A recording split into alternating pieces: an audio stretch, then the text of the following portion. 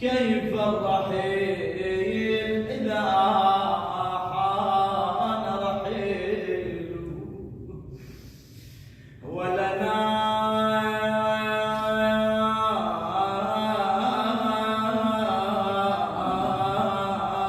على هذا النيام عليل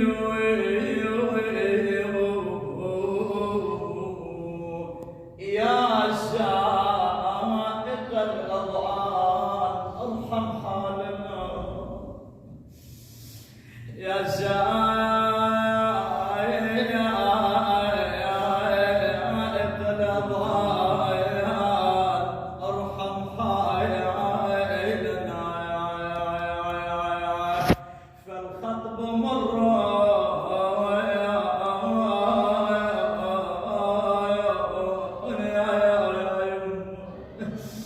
فالخطب مرة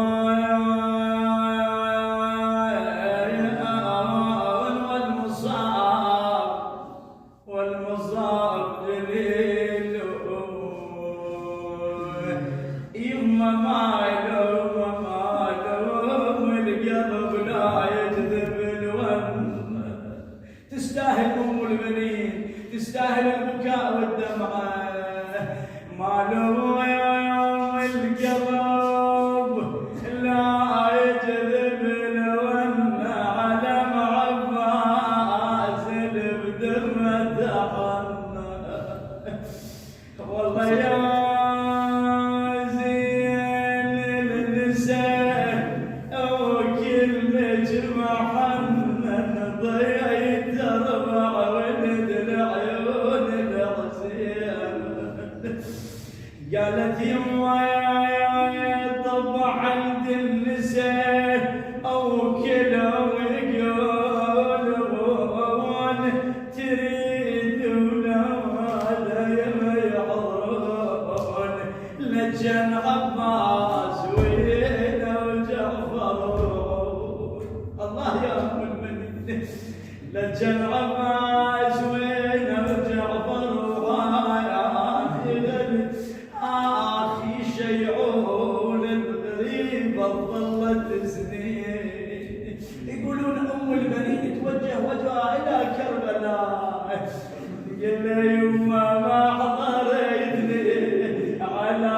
مك يا يما ما حضرتني الله يودك يما ما حضرتني على مك يا يما ما حضرتني اخي ما بيدك تزدني ردك تجي وبيدك تزدني او بيدك للقبر يا ابن توديني يقولون الامام زين العابدين يصبر عليها لسان حال الفاضل الشاعر شي يقول تقول تدرون ما عندي بنيه ولا ولد تدرون حتى من اموت علي يبكون قالت تحب الاولاد والناس كلها تحب الاولاد الله يا ام المنين هذه الام الوفيه اللي قدمت اولادها فداء للحسين قالت ويد حب الاولاد يما والناس كلها تحب الاولاد